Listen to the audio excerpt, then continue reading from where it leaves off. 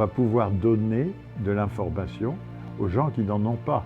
C'est-à-dire que beaucoup de gens que vous voyez ici, ils ignorent tout de cet endroit, ils croient ce qu'on leur a raconté, enfin ils racontent tous des histoires.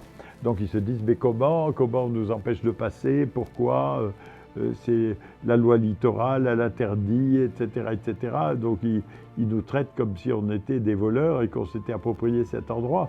Alors évidemment, c'est bien de leur expliquer ce qui se passe en réalité, pourquoi on a fait ces travaux, est-ce qu'il est légitime qu'on soit là, pourquoi y est-on, vous voyez. Et nos ouvrages, à quoi ils servent? Est-ce qu'ils servent qu'à nous ou est-ce qu'au contraire, ils servent à la communauté? Voilà.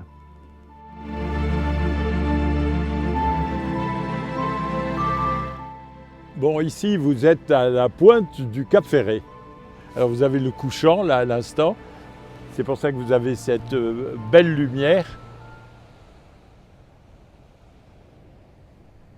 Et tout le problème que nous avons et que nous gérons depuis maintenant 37 ans au moins, c'est le problème de l'érosion ici, de la pointe du Cap Ferret. Puisque cette pointe, vous voyez, en 1827, elle allait jusqu'à 870 mètres de la côte du Pilat. Donc on a très sérieusement rétréci, et ici sur 60 mètres d'épaisseur, il n'y a que du sable. Et si le sable n'arrive plus ou qu'on ne le bloque pas, eh bien demain la pointe rétrécit. Et dans cette direction, on a perdu 700 mètres entre 1973 et 1990, date à laquelle mon ouvrage a atteint sa longueur actuelle. Alors évidemment, ça pose des tas de problèmes, ça pose des problèmes avec le risque pour les personnes, bien sûr le risque pour les biens, ce qui est déjà un peu moins important, et puis le risque pour un site qui est quand même absolument exceptionnel, qui est magnifique et qui méritait d'être préservé.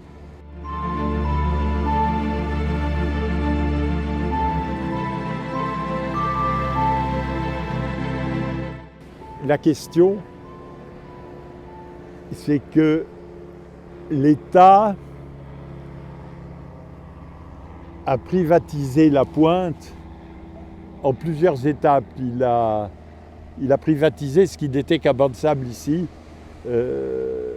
D'abord une partie en faveur du fameux Léon Lescas qui a construit la villa algérienne et auquel on avait donné la plus grande partie de la façade sur le bassin du Cap Ferret. Ensuite, ça a été d'autres zones à l'endroit de la jetée de Bélisère.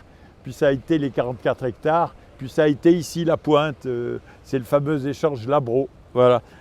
Quittez pas une seconde. Il ne faut pas qu'ils aillent là.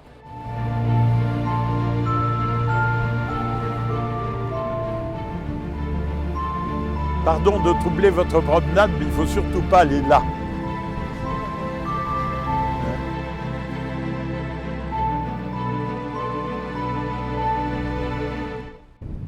C'est-à-dire, on voit ces filmés depuis les pierres là, et on voit que tout s'écroule d'un coup. Voilà. Donc évidemment, il ne faut pas y être à ce moment-là, et ça tombe une fois tous les 10 jours ou 15 jours, et on fait des travaux pour essayer que ça tombe moins souvent.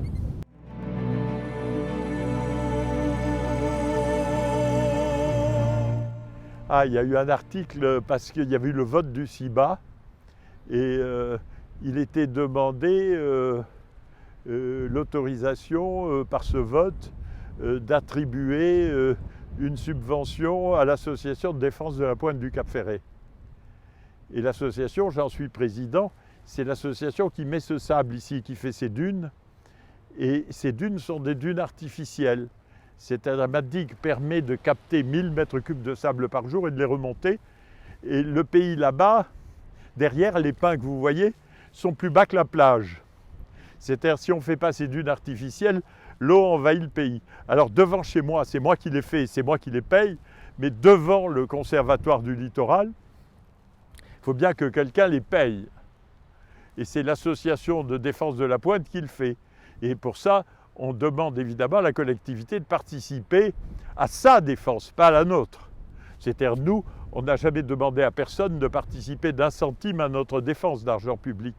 Mais pour défendre les partis publics, il est normal qu'il y ait une participation des collectivités. Alors évidemment, vous avez l'ancien président par intérim du CIBA, M. Deluga, qui est le maire du Teche et le président du PNM, qui s'est abstenu, et il a raconté « nous ne voulons pas financer avec de l'argent public les défenses privées de la Pointe ». Mais évidemment, il tente de faire cette confusion. C'est pas vrai, c'est pour défendre les partis publics que le public doit participer. Pour défendre les partis privés, nous sommes totalement contre. Il n'y a jamais eu un centime d'argent privé dans la défense des partis privés. Et d'ailleurs, les partis privés ont toujours été maintenus, tandis que les partis publics sont toujours partis. C'est-à-dire là, il y avait quand même plusieurs kilomètres de plus et c'était du domaine public. Ça n'a jamais été défendu. Et ce n'est que depuis que l'État a décidé d'aliéner une partie de la Pointe que celle-ci a été défendue. C'est-à-dire, les nouveaux propriétaires ont défendu, mais l'État ne défendait pas. L'État, il était comme le conservatoire, il laissait partir. Voilà.